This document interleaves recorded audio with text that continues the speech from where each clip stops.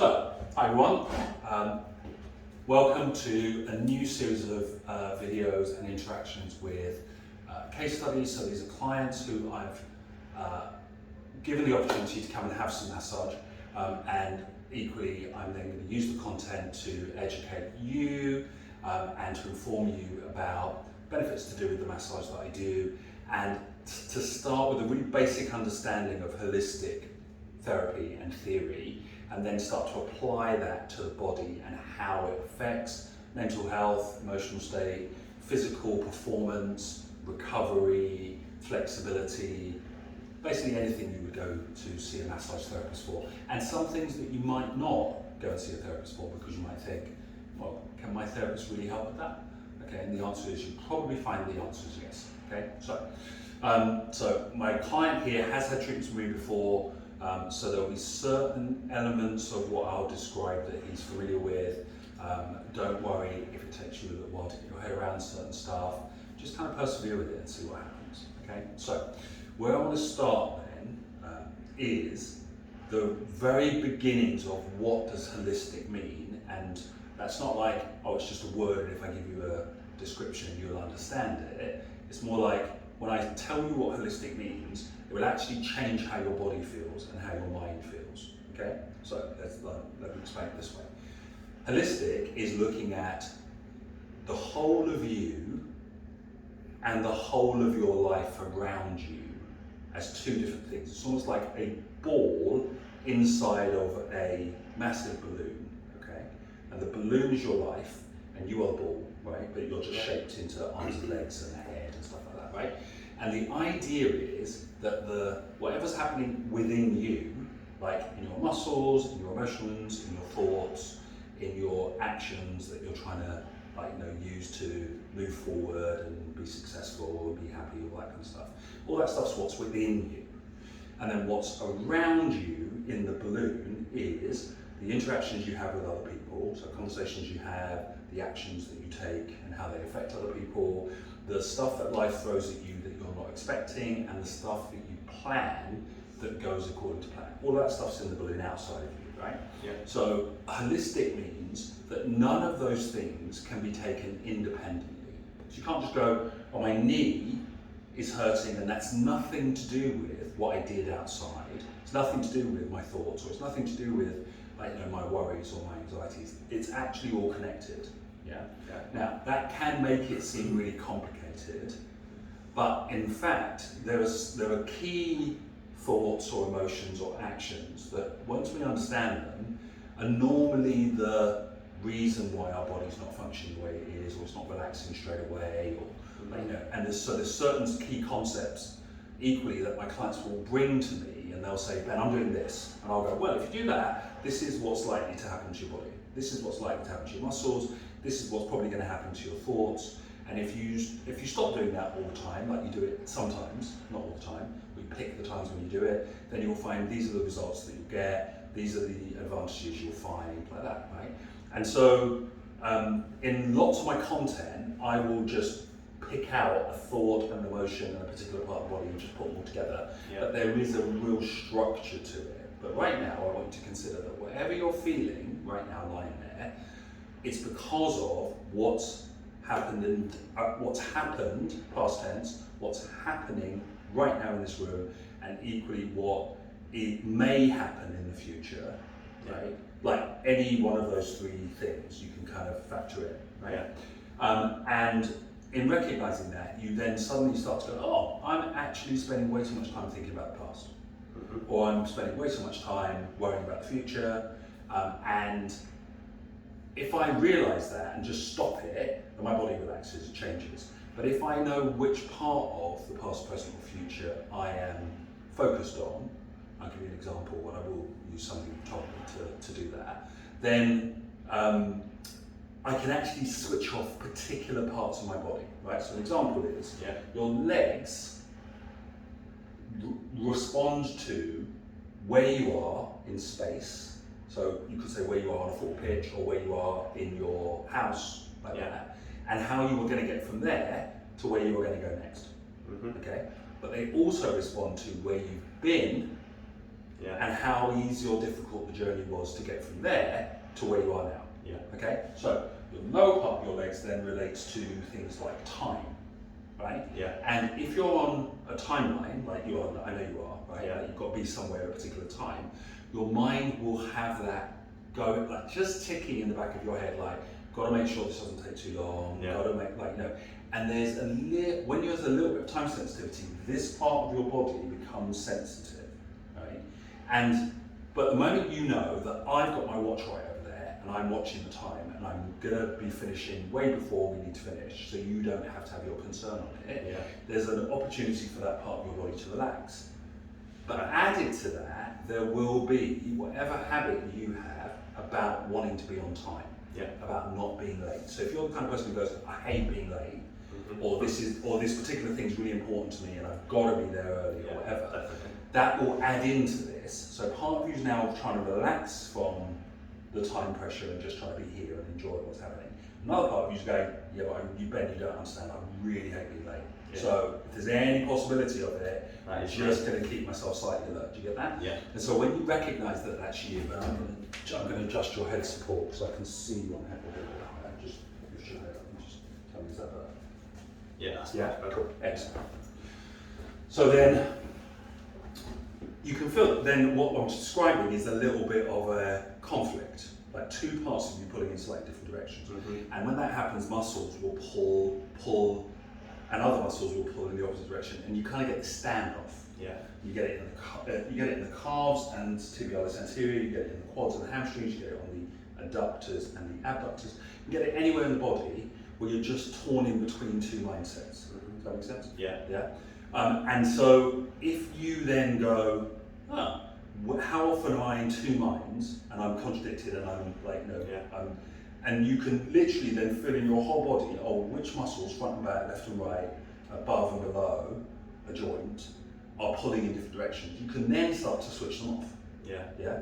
And you'll feel yourself relaxing just as I'm saying it, right? Yeah. But then as a massage therapist, it means that if I'm working on a muscle, an area that's resisting, almost fighting me, it's not really that the client's fighting me, they're fighting themselves. Yeah. Or they're fighting their environment. Like if they're trying to strategize in their relationship, or they're trying to force their business to go in a particular direction, or they are worrying about the future because they didn't do something in the past, so the past and the future are fighting each other. Yeah. And if you can work out which bit's doing what, then literally right in the middle of a situation you can just find calm, you can find clarity, you can find solutions that you couldn't see before, because you're not being like, it's almost like to be pulled and pushed by all that different stuff overloads your system. Yeah. And that's why when people step away from something and they come back to it, they go, I could just do that. Yeah. Right? And we sit, because we've stepped away from it and we've detached from it, and then when we come back, all those different factors are not all at play. More obvious. Yeah, exactly. Very good. Right? So the idea in here is that relaxation becomes really obvious, the effect of your mind on your body becomes really obvious, and then clients can literally go, Ben, I constantly think about X, and it doesn't really, I know it doesn't really help me, but I can't really switch it off. One example is overthinking, right? So I had a client come in the other day, and so I'm going to use that as an example, for how that becomes a mechanism. It was actually a teenager who came in, right? And she overthinks to the point of making herself unwell. And when I thought about it, I thought, okay, so why is she doing that? And I went, well, that's because she thinks that the world around her is not thinking. So she's thinking about something, and the world around her seemingly is just ignoring it, like it doesn't matter. And she thinks it does matter, so she's then going, well, I'm going to have to think, not just for me, I'm going to have to think for them too. Yeah. So I'm going to worry about what if something really terrible happens, or what if my parents get hurt, or what if I don't get the exam results I want. Do you get that? And so if I then experience somebody else being a bit blasé about something, like, we both play football, if I experience somebody, there's a ball cleared and I'm watching this person, they're not getting themselves in position, I can feel they're not doing that. Yeah. I now have to compensate, and I have to move faster, and I have to get into position. It may happen that they, in fact, have really judged it well, and they're exactly the right position, but they weren't there early. But your sensitivity to time goes, no, I want to be there early, and I want to be, so I would then overcompensate, right? So that's the kind of thing that happens then in performance, Yeah. and also that causes anxiety in the body and causes the mind to still, in the middle of the night, think about stuff that it doesn't need to think about. Yeah. Does that make sense? Yeah. Okay, cool. So then, in very basic terms, you're looking at, as I said, the journey of life, getting from where we are to where we want to get to. And the base of the spine relates to where we want to get to in terms of fulfillment, security, producing a result like victory, those kinds of things, right? Yeah. Like positive stuff normally. But then it also relates to the fear of not having those things. So Yeah. insecurity, failure, embarrassment to a degree. And so there's the balance between, am I driving myself towards a positive outcome, or am I just trying to avoid a negative one? Mm-hmm. Yeah, like am I like, and for my own past when I used to play football, you play on a dodgy pitch and the ball's rolling towards you and it's bobbling, and all you're thinking about is, I just don't want it to go over my Don't foot miss and it. embarrass me, right, and then run off. And so now I'm not thinking about where I'm going to pass it. I'm not thinking about where my first touch is going to take me. And so then I am obsessed now with just not being embarrassed, and that drives a lot of people, and it makes us hesitant, it makes us doubt ourselves, and all of those things then get triggered from the lower back, and they affect the base of the back, low back pain, they affect down into the glutes in terms of sciatic pain, and then from there it can go anywhere, right? So again, just being aware of that kind of thing, and going, okay, if I'm going to have the courage to just trust myself, trust what I'm doing, and then sometimes I'll fall flat on my face and make a mistake or whatever, but I'm going to bounce back, then I don't put so much of that negative or fearful energy into something that it actually starts to manifest itself as pain or dysfunction or illness, right? Okay, awesome.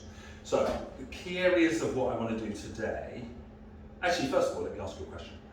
So thinking about it that way, like holistically what's happening inside you is just a reflection of what's happening outside of you, or a strategy you're putting in place. Can you see any areas in your body that you start to get interested in? Okay, so that, what is it that's causing me to feel tension there? Yeah, or pain so there, or... my calves are often pulling, Great. and I'm very OCD with time. Right, all that. And so you just went boom and put those two things together, right? Yeah. Now, when you say I am very OCD with time, right? And thank you for admitting that. It's like, and it's a really powerful place to start, right? When you go, I am OCD. You look at that statement, and what's really interesting that people would miss is inside the statement there is another reference to time that you probably didn't even notice. You said I am. Yeah. So that is, most people think I am is in the present. Yeah. Yeah. But actually I am means that I have been in the past, right up to now, and I still am right now, and I'm probably going to carry on being it. Like you didn't say, oh, right up to the moment that you said that, Ben, I have been completely OCD about time, and now I'm going to stop doing that. Like you didn't say that, so you give yourself permission to carry on in the future. Does that make sense? Yeah. So I always say to clients that when they're in session, practice separating the past, the present, and the future really clearly, and then that's like separating three energies in your legs: where you've been and who you've been, where you are and who you are, and then where you want to be or fear to be, and who you want to be and who you fear to be. Do you get that? Yeah. So then when you separate the past, present, future, you really have to deal with, I actually don't think I can change that part of me, which is why your muscles are going, well, we're not going to relax then, because we need you to kind of always be on your toes a little bit, because you might need to go somewhere and do this, and you might need to change your plans and do that, right? Yeah. And then you go, okay, but that costs me something. Like really being relaxed, really being present. Like there's always part of me that's like, one step ahead, like that. And again, there's value in being one step ahead, and there's disadvantage. So while you're here, I might ask you at the end, I'd invite you to just go, I'm going to put that OCD part of me to one side, and see how it feels when I let myself just be right here, right now. And I have faith that Ben's watch is not going to stop, and we're going to be like running behind time. And then at certain places in my life, I'm going to start to take out permission to be OCD. So and equally, if we said OCD is being overly concerned with time, like overthinking I was saying before, can you see that the people around you do not think about time as much as you do. Yeah. Yeah? Now, I want you to consider something, and you're laughing because you're thinking of certain people, right? Yeah. You're going, they're just rubbish with time. They say stuff and then they just don't turn up, and then they do, you know, and then you go, but what if I'm the reason why that happens? Because I am so all over time that other people go, well, Harry will manage it. Harry will change the diary if it needs to. Harry will be there early so I don't have to get there until whatever time like that. So you might be training your environment because you have an excess of consideration about time to have less consideration about time, right? Yeah. So you either have to calm down and bring yourself down to a lower level, not necessarily theirs, but just not as OCD. Yeah. Or you have to train them to how important time is, so that then they can step up and you then can step back. Yeah. Do you get that? And as a person who's starting their business, you go, that's probably a really good thing to do. Because if I'm always half an hour early and I do everything, they'll just rely on me to do that, and they'll turn up 5 minutes late. Yeah. Or or at least bang on time and think that's all right. When actually it's not on time like what we do there. It's early. Early. Right? Yeah. Okay, great. So, having said that, then, let's start with doing some work on your lower legs and your feet. I can bring a bit more clarity to the structures in that part of your body, and and equally some value for you, because the idea is that what I'm going to be saying now will be related to the tension I can feel in this part of the body. Now, interestingly, sometimes in people just admitting what you admitted, they can feel that part of their body actually feeling different. So does it feel any different? What now? Yeah. So that did. Yeah. So how would you describe the difference? I suppose lighter. Okay, good. So lightness in the body, anywhere in the body, is a clear indication that the energy of the body is changing. The relationship between what's outside of you and inside of you is changing. Okay? Yeah. So what I mean by that is, again, think of the balloon and think of you inside the balloon. If there's a pressure outside in the balloon, like a time pressure, then you will feel under pressure. Yeah. If you feel that what's outside of you, like a person that you're dealing with, is not putting pressure on themselves to be on time, you will exert pressure from inside out to try and get them to do that. Yeah. But after doing that for a while, you'll go, they're just not going to do it. No. So I'm going to have to do it. So now that pressure becomes pressure you're putting on you, rather than pressure that you're exerting on your environment. Yeah. Do you get that? Yeah. Now, in here, if you go, I don't have to pressure them to rush, he's going to be on time, then your body can go, okay, well, do we need to put pressure on ourselves equally? And once you don't have to put pressure on you or your environment, then what's outside of you and what's inside of you balances. Yeah. So your legs feel almost like as light as the air or as light as the water you're lying on. And at some point, you'll get to the point where you almost feel like you can't feel your legs and your feet, which is a weird way of describing it, but that is what happens, right? So let's look at again, another general principle. So if you've got you inside and the balloon outside, okay, now I want you to consider that there is a difference between what you notice on the front of the body and what you notice on the back of the body.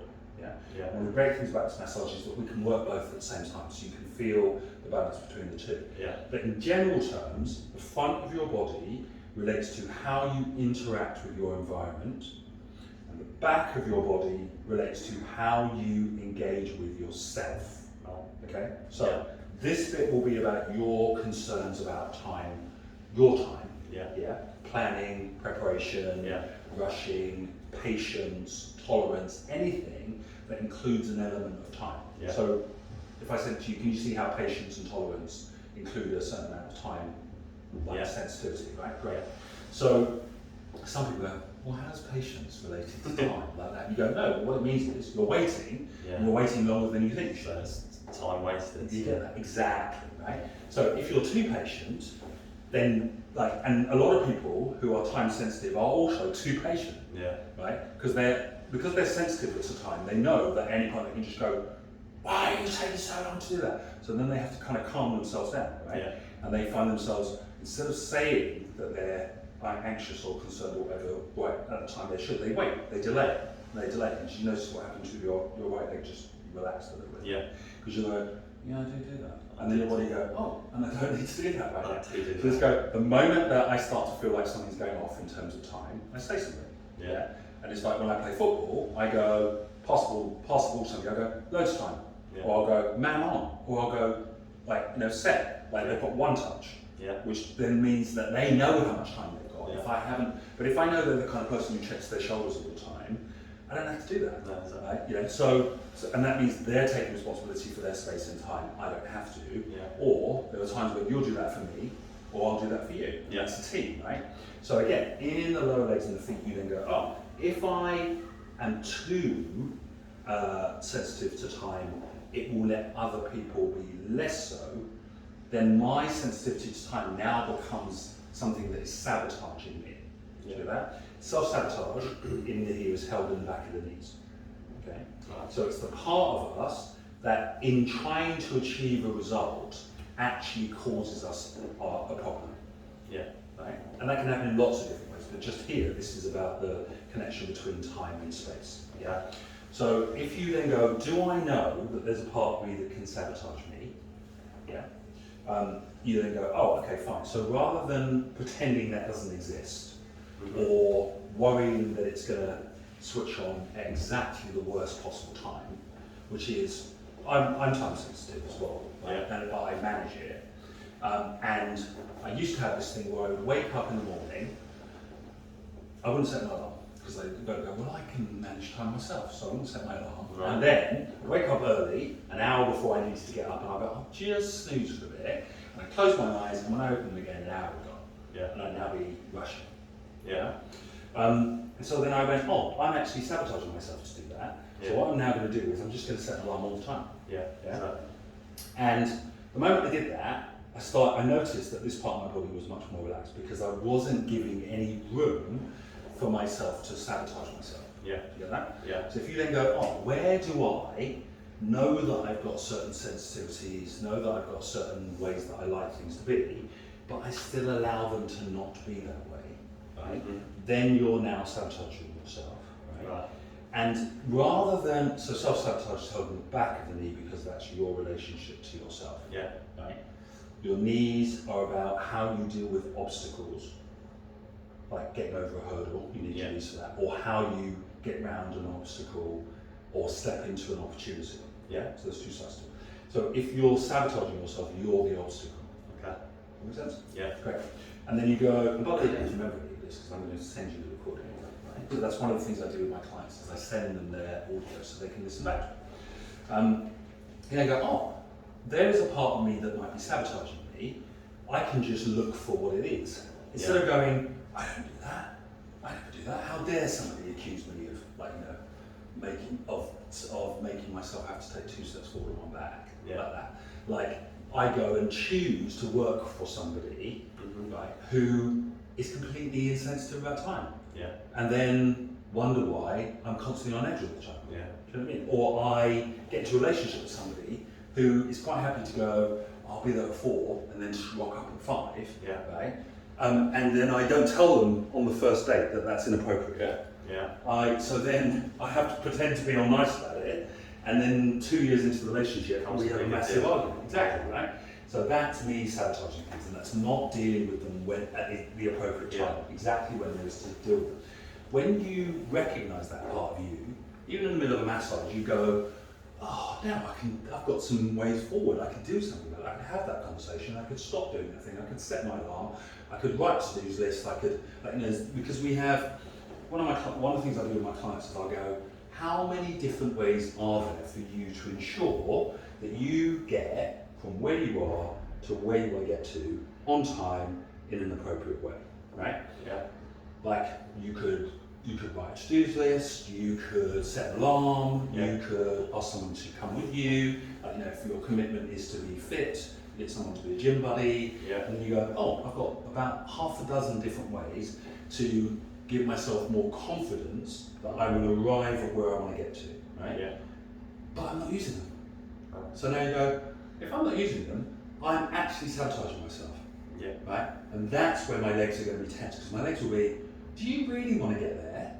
Because if you do, do that, and do that. Yeah. And if you don't do that and that, then I have to consider, this is your body talking to you, Yeah. right? I have to consider that you don't really want to get there. No. That you're like, you're making, instead of having a big wide open path where it's easy to get there, you're making it like a little tightrope, and the slightest error, you're going to fall off. Yeah. And that tenses all the muscles up here in the upper part of the legs. Right. Yeah? Yeah. So you then end up in this, I've got to keep adjusting and correcting things Yeah. because they're so finely balanced. Right. Yeah? Yeah. If I've got half a dozen different ways that I can produce a result, I might still be very specific about one pathway, but equally I don't have to. No. And while I'm doing this, another opportunity could come up to make it even easier. Yeah. Yeah? So freedom and flexibility in the lower part of the legs and the hips all then feeds into, am I making my journeys more frustrating? Or am I making them more enjoyable? Because if I know I can get there, then I can now enjoy the journey. Yeah. If I'm just worried about just getting there, then you know, if you ask me what the journey's like, I won't even remember. No. Because I'm so focused on, Yeah. like not messing up, basically. Yeah. Right? Okay, so I can feel a little bit of tension here in the back of your hamstrings. You can feel that, right? Yeah. And is that an My ongoing- hamstrings are always That's an tight. ongoing issue? Okay, great. Mhm. So, consider then your hamstrings are one of those muscles that that are making an adjustment for what we're talking about down here, right? Trying to check to see whether your hamstrings are saying this one is pretty much. So the hamstrings and the quads are what's called your prime movers in your upper leg, right? Yeah. So they are the ones that are generating the momentum for you to keep moving forward to get to where you want to get to, okay? Yeah. And they also then link into the glutes, Mhm. which are your drivers. So the difference between a driver and a momentum and drive is, momentum is just what keeps things going on at a normal pace. Yeah. Drive is when I want to accelerate, or when I want to change direction, or when I want to go uphill. Yeah. Yeah. So, and a lot of people have dysfunctionality between the hamstring and the glutes, Yeah. in that they don't trust momentum, so they don't think things are just going to keep going smoothly, right? They're waiting for something to stop it, to get in the way of it, Speed to up, get yeah. that. So they're constantly trying to speed it up to compensate for that. Yeah. And then equally, they are using that energy that should be to take them to the next level to just keep them going. Yeah. Yeah. So if you recognise that, and if I say to you, right now in this room, what do you need to drive? Nothing. Very good. Do you feel what happened to your leg? Yeah. Yeah. Right. And probably picked it up on the camera. Your leg, like your glute, literally went Literally up, flopped. right? Yeah. So you then went, oh, I don't have to drive anything. So then your brain then goes, well, we don't have to send any energy to the muscles that drive it. Okay. Yeah. Now, but you still have to deal with that there is what I'm going to call it a concern. Concerns become fears when they get bigger, but initially it's just a concern. Yeah. So it's a concern called momentum, right? If I start something, will it just keep going on its own? Right, so both of us work with clients. If I create a relationship with my client, will that relationship just last indefinitely until I decide I want to terminate it? Or do I have to keep feeding it, Yeah. doing stuff, going that extra mile, whatever, to keep it going? Is there somebody about to come and steal that client if I don't keep putting extra in? Yeah. Do you get that? Yeah. Those are the thoughts that are going to trigger the hamstrings, Yeah. like the fact that we don't trust that if we set something going in a particular direction, it will continue to go in that direction. Uh-huh. Yeah? Yeah. And the moment you recognise that, then you can go, maybe that is again sabotaging me. And one of the reasons you can tell is because the muscle comes and connects into the knee. Yeah. So if the knee relates to self-sabotage Yeah. as much as helping yourself, then you go, well, there's probably a connection with self-sabotage. If Yeah. I am constantly bending over backwards for my clients, Mhm. what will they do? You go, oh, they'll let me. Yeah. So they will, again, get a bit flaky, they will be less motivated because they think I will motivate them. Pushover. Do you get that? Yeah. They will treat me like I'm a pushover, and then sometimes they'll play hard to get, Yeah. and then sometimes they won't deal with issues they need to deal with, and they'll just go, oh, well, I can't come this week, and assume that I'm not going to charge them. So again, this is one of the issues I've had with clients in the past. They come up with reasons why they can't or be where they need to be. Yeah. I have to decide whether I follow my policy and I charge them anyway, Yeah. which is respecting my time. Right. If I disrespect my time, I cause complications for myself. You get that? Yeah. So then you go, oh, well, so mostly what I say to people is create structures outside of yourself, like an agreement with your client that just says, if you don't turn up, or you don't tell me within 24 hours, you pay this. Yeah. And then I don't have to say anything. It's already written down, they've signed it. Yeah. And I just say, oh, how would you like to pay your cancellation fee? Yeah. Yeah. And being a pushover then becomes something that that document deals with, but I have to deal with. Maybe I'm a bit too nice. Yeah. Which is held in a different part of the body, but affects the hamstrings. Yeah. Yeah. So, and then again, just noticing that and noticing then how that keeps, that protects the momentum you put in. It actually, to a degree, then highlights where you've got clients who are going to mess you around and go all over the place, and actually might decide you don't want those clients. But you trust that the people who do come in are going to be ones who, when you build a relationship and momentum with them, will keep going with that. Yeah. And that they can become those things you can just rely upon to be there. Like at the beginning of your month, you look at your diary and it's half full already, because what was going there is just carried on into the future. Yeah. Does that make sense? And then you go, oh, so where else, you might look into your life, where else does momentum, where is that an issue?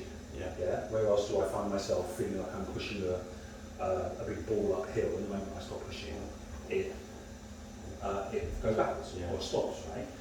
And for me, one of the places that that shows up is in terms of, is it okay for me to have some time off?